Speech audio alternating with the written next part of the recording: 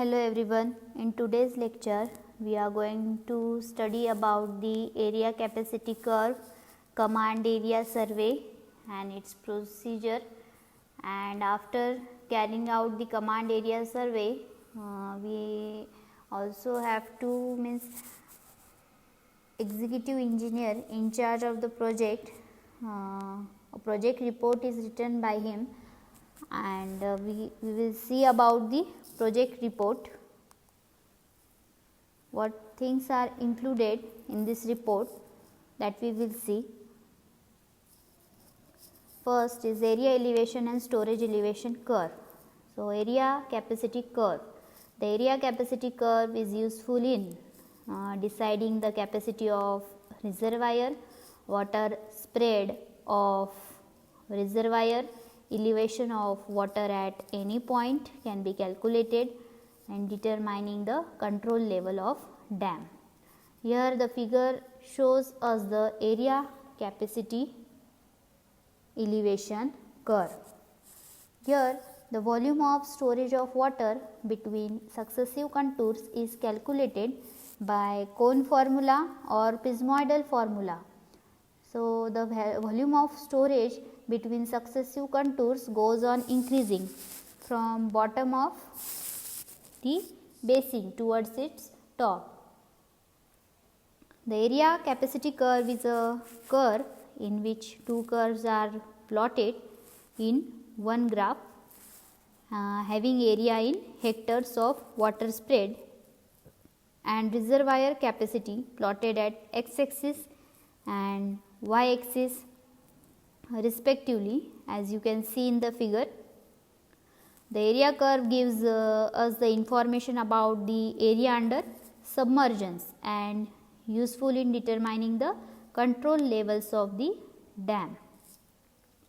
The capacity curve provides the information about capacity of reservoir, which is useful in deciding the capacity of curve. And from the contour map of reservoir area, the water spread of the reservoir at any elevation is directly determined by measuring area at that contour with the help of planimeter. So, here the area is measured with the help of planimeter. Capacity may be determined by taking contour area at equal intervals and summing up these areas by the following methods. So, first method is trapezoidal formula and second is the prismoidal formula. In this slide, the trapezoidal formula and prismoidal formula is given. Here V stands for volume or capacity of reservoir, and A1 plus A2 are the areas included between successive elevation line.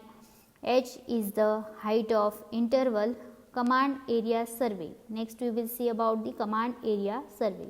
To find out the culturable command area, so why this survey is carried out? So, it is carried out to find out the culturable command area, also to fix the alignment of canal in distribution work, to decide the number of watershed, to know about the unculturable command area where the cultivation is not done.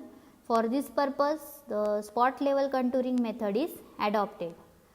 So, what is the procedure for command area survey? Let us see.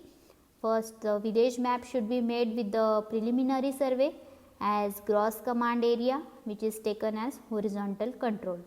Vertical control is established by fixing TBM on plinths, parapet, that is of bridges and wells. Then village maps are taken to field and position of leveling staff is marked, and readings are taken simultaneously with it, and the reduced level is calculated, and it should be marked on the map directly. Other than this, while doing the command area survey, the other information that should be collected are that is strata type and its depth. So, what type of strata is there and what is the depth, it should be known, and about the population and their occupation of the village.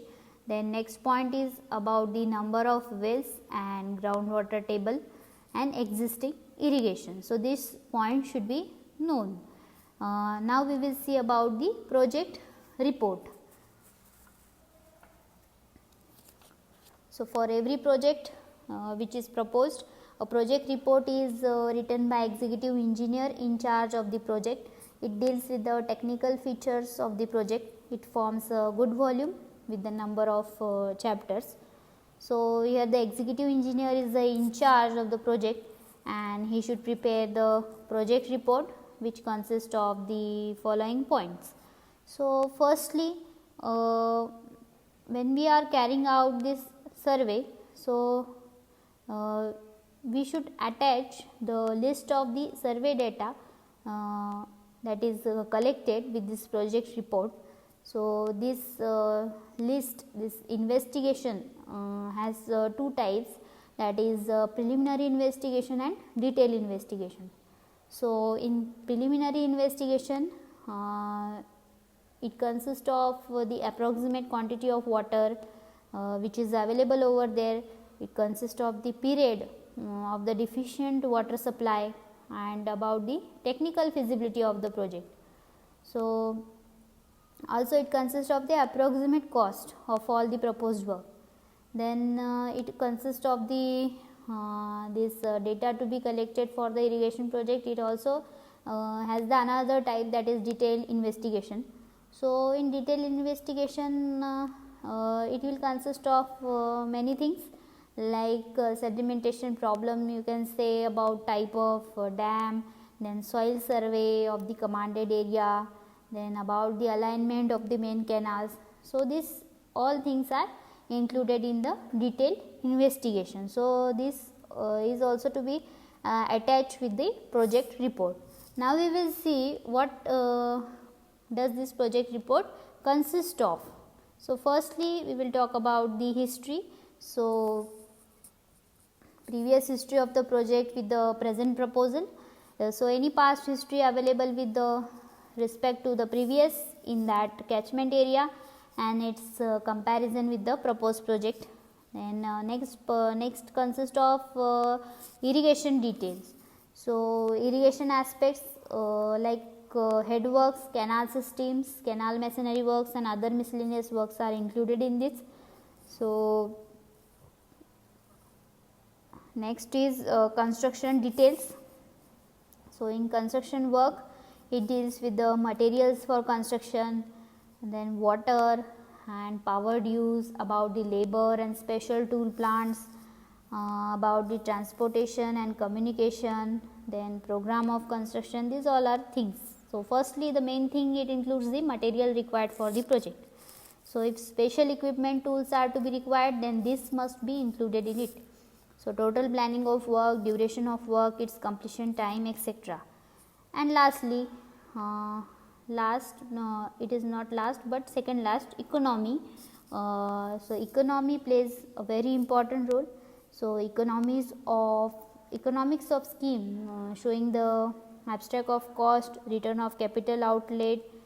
So, total cost of project with current bylaws, total estimations atom wise with abstract sheets, then detail of total revenue generation after completion of project.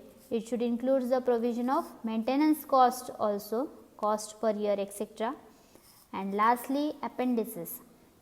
So, appendices consist of the important points of the project, that is salient features of the project, also about the site plan, maps, photographs, etc. Photographs made with respect to the project, also about the it consists of statements, tables and data, different tables and dates. Okay. Then estimation quantity in details. So, copy of schedule rate used or detailed plans and estimates, also about the schedule of rates as discussed earlier, then any communication. So, these all things are included in appendices. Thank you.